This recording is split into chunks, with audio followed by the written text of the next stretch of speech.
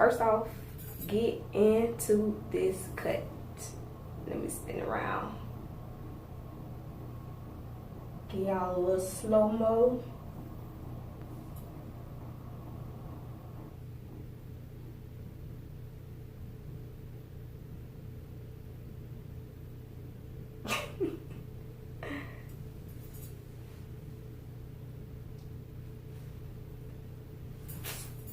Something new, something different. By the next time, probably not next time, but by my 29-week update video, I'll probably look like a whole new person again. But hey everybody, how y'all doing? I am coming to y'all today to give you another Meci moment and an update on my pregnancy. But this update is actually the ER visit that I told you all that I was gonna have up for you all this week. So I'm gonna go ahead and jump into it and tell y'all about that ER visit. Just as a disclaimer, let you guys know, it's gonna be kind of TMI, but I feel like what I dealt with is what a lot of pregnant mothers go through, and it's just stuff that pregnant mothers don't talk about, so the next pregnant mom may not be aware of things that can happen. And for me, it was something that I wasn't aware of that could happen. So just being able to know that it's something is a possibility during your pregnancy, you never know who it may help. So I will be giving y'all too much information in this video about my body and my pregnancy. But okay, so at 25 weeks, was it 20? Yeah, 25 weeks and 6 days, I went to the ER. That was a Friday. The day before was a Thursday. That Thursday evening, I was sitting in an appointment with my son, and I just started to get extreme pressure in my pelvis area and my lower back. I had started having Braxton Hicks contractions that were getting more frequent, so they were coming back to back and close together.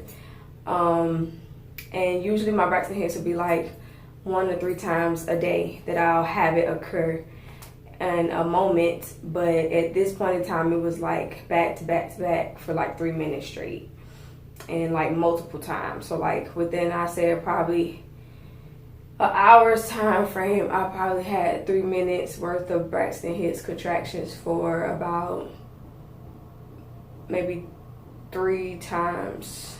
Yeah, like maybe 3 times. And for those of you that don't know what Braxton Hicks are, they're like the pre-contractions to kind of get your body exercised and conditioned for the real contractions that come when you're in actual active labor with baby. So Braxton Hicks are like nothing to be concerned about, but because I was having so many back to back, I started becoming concerned that I was actually starting to have real contractions. So sitting there having that pain, I also had some right shoulder pain, real intense pain in my side, and it got to the point where like I was literally like in tears from that pain. But it was like late in the evening at the appointment for my son, so I ended up just coming home, getting him ready for bed, getting us fed and ready for the next day. And I just figured that maybe my body was so exhausted because that night before I was up until like 3 o'clock, 4 o'clock in the morning doing homework. And so I literally only got like maybe 2 hours, 2.5, maybe 3 hours of sleep before it's time to get up, get my son up, get ready for school and all of that for the next day. So I just figured like, hey, your body is really tired and exhausted, it's overwhelmed, you up too late and you know, busy all day, nonstop, so your body's just exhausted. So that was my thought process. Leading over until the next day and like throughout the night, I was still having some pain. Woke up that next morning and I could barely move to get out of bed. And so it's to the point where I was like, yeah, I need to go maybe to the emergency room. So that morning I got up, took my son to school, and getting up, taking him to school, like it just took so much out of me and my body was in so much pain that I just came back home and just got straight in bed. And I was literally in bed that Friday the entire day after I dropped my son off to school until time to pick him up. And so by the time I went to go pick him up, I decided, I needed to go to the emergency room to check and make sure everything was okay. The pain wasn't as intense as it was the night before, but I still had concerns. And so I got myself situated. We ate everything, went to the emergency room. By this time, it was like 8 o'clock at night, 8:30. Get there, they admit me in. And so they run a couple of tests, ask me what's been going on. And of course, I tell them about all the pain that I'm having, the excessive Braxton Hicks, lower back pain, all of that. Even standing up, I remember I tried to get up and walk for a while in the store. I think that Friday before I ended up going that evening, I was trying to walk around in the store with Zion just to get it out and get some fresh air. Since I had been in the bed all day, but from walking, I would get more intense pressure and start to have Braxton Hicks contractions. So that was my instinct, like, you could possibly be in early labor. I didn't have that with Zion. I'm not aware of what that was like, but I was like, this could be a possibility. And I just was like in pain. So we went, they checked me in, jumped back to where I went since I went backwards. And so they did a swab to test my vagina area after telling them about, my discharge that I have been having, which if you all that have been watching my videos from the beginning, I've had discharge since after that bleeding stopped at the beginning of my pregnancy when I thought I had an ectopic pregnancy. They also did a pelvic exam to make sure that my cervix had not opened up. Well, not a pelvic exam, but they checked my cervix to make sure that my cervix had not opened up and that I was not in early labor. They had a monitor on my belly to monitor the Braxton Hicks to make sure they weren't turning into active labor contractions. And what else did they do? I think that's all the tests. And they took a urine sample. At first when I got there, I couldn't pee. And like for a while before this time, like I had been trying to pee. And I always felt like I would have to go in a little bit, or I really wouldn't have much, or I wouldn't be able to go. And so, I'm out of breath. Y'all, I'm trying to get all of this into one video and get it to you quickly because I usually carry stuff on. But anyways, so they ran those tests. So just keep it short and sweet and simple. They come back after a while, and midwife is talking to me, asking me, what's been going on, and then she tells me, well, you have 3 infections. I was like, what? 3 infections? And I was like, well, what infections? She tells me that I have bacterial vaginosis, I have a yeast infection, and I also have, what else did I have, Lord Jesus? My mind just went blank. Baby brain. What else? Oh, a UTI. So I was floored. Like, I was literally floored and confused. For one, with the BV. For those of you that are not familiar with BV, BV is more of a bacteria infection that's known to be contracted like from having multiple sexual partners or having sex. And I personally have not been sexually active since I became pregnant with my child. So I was confused about that. The UTI, my son's grandmother had kind of mentioned maybe that's what was going on with me because of the pains I was having. And thinking back to the beginning of my pregnancy when I was having all that right shoulder pain and side pain and all of that. When I did go get checked out for the ectopic, they did confirm that I did have a UTI. And that was my first time having one, so I wasn't familiar with UTI pains. And this time was my second time, so I still wasn't too familiar. And I didn't put 2 and 2 of me not being able to pee like that because of the fact of me being pregnant. So I'm just thinking like, well, all of this got to do with me being pregnant. Like, the baby pushing on my bladder or my pee trying to come, but it just won't come. And with the yeast infection, I figured that was probably, I guess, because of the discharge, maybe all of that had played a role into it. So the midwife basically explained to me that during pregnancy, those 3 infections are like the top 3 infections that are known for pregnant women to get. I never knew that. Never knew it. Never dealt with it with Zion.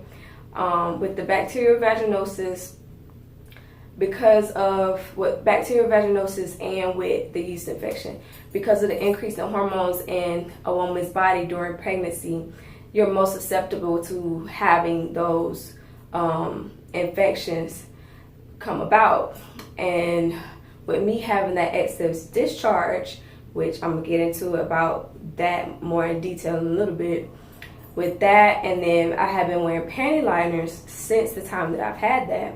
She said even with changing them out consistently and frequently as needed, there's still that high chance of getting bacterial vaginosis or a yeast infection, just because of the fact that that bacteria is sitting there, and then your hormones are already increased to the point where you're susceptible to being able to catch it more, I guess, quicker, or it being a higher chance of you catching it versus someone who's not pregnant.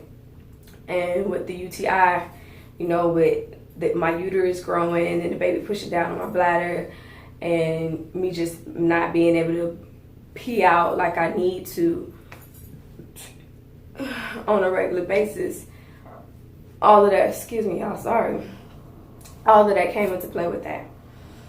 And so I was just really overwhelmed, y'all. When they told me all that, I was just really overwhelmed. Like, to be pregnant and to be sitting there with 3 infections, and then I'm worried, like, how is this gonna affect my baby? Like, is this gonna harm my baby? Like, what do we need to do? Like, it was just so much running through my head. And so I honestly 100% feel that this whole time, since the beginning of my pregnancy, when I went and got saw my OB for the first time, when that discharge started after that bleeding stopped, and I really feel like this whole time that I've had the bacterial vaginosis, just because of the fact, since I've left that emergency room and they gave me medicine. When I told y'all in my last videos, couple of videos, that discharge had stopped since I went to the ER or was had lightened up, now 28 weeks and it is gone, like completely gone. And so I questioned my doctor at my 3rd appointment about the discharge, because I did not have that with Zion. I had never heard of any woman having it being pregnant. I was not aware that it was a pregnancy symptom, and I felt like it was just excessive. And then, to be honest with you, like, the consistency and the color would switch up. There was never an odor, so it might be green, like a limeish green, it might be white, it might be yellow, it might be gray, it might be a little like runny, it might be a thick consistency, it might be like, it changed, but it never had an odor. I never had any issues with itching, nothing like that. And even with me having a yeast infection, like, I never had any itching, I never had any of that. And so, but because I was having that discharge and I wasn't familiar with it, at my 3rd appointment, I asked my doctor, like, when she asked me if I had any concerns, I mentioned to her about my discharge. And she told me, oh, it's okay, it's normal. She asked me about the consistency of it and the color, and I told her. And she was like, it's normal during pregnancy, and it's nothing to worry about, you're fine. In which, at my appointment prior to that, they had just done a pelvic exam. But still, like, I don't know, I just feel like I've had it all that time, and that's like 3-4 months that's gone by. And so when I got to the emergency room, it's so crazy to me that my doctor that's caring for me during my pregnancy didn't have any concerns to the point of saying, well, let's just do another swab to make sure everything is okay since you're concerned. But as soon as I tell them my discharge, the color and the consistency and everything has been, but I told them it's been like that since I've been pregnant. they immediately was like, well, we're going to check to make sure that you don't have any type of infection just from that. And that blew me because of the fact that if my doctor that's in personal first hand basis with me, taking care of me, trying to make sure that I'm getting through my pregnancy okay, if you're not taking the initiative to help make sure that I'm okay, but I can walk to the emergency room and they instantly say, well, let's do a swab to see like it's okay, and they don't just say, oh, it's normal, oh, you've been having it since your pregnancy began, so yeah, it's a normal pregnancy symptom. And I actually talked to my doctor about that at my last appointment, and everything that I told her in that moment when I had concerns about it, she told me if I had concerns of it being a certain color or certain consistency, then I should let her know so she could do a swab. And it was the same exact colors, the same exact consistencies that I told her when I mentioned it to her the first time. And so, like, that's a whole nother part in me just being so frustrated and me feeling like my doctor isn't giving me the care that I need during my pregnancy. And like just her demeanor and bedside manner at that time and talking to me and me questioning her and telling her that I felt like I've had that since I was pregnant, like it blew me. But I did a lot more research, especially with that bacterial vaginosis, and I found out that, well, on Baby Center it said that 1 in 5 women have it during their pregnancy, and on March of Dimes it said that 1 million pregnant women have BV during their pregnancy in a year. And I just thought that was crazy because I've never heard of that with any woman that's been pregnant. But I mean, it's a lot of things that go on in your pregnancy that I don't feel enough mothers talk about, especially for those mothers to be to kind of like be on the lookout and be like, oh, well, I've heard this before, so let me take the precaution of getting checked out, or you know, this could be this, like to have an idea and not be like unknowledgeable of what could happen. So that was just the reason and the point in me wanting to share this video with y'all. My time is getting ready to run out. I will be back with my 28-week update. But until next time, guys, peace and love.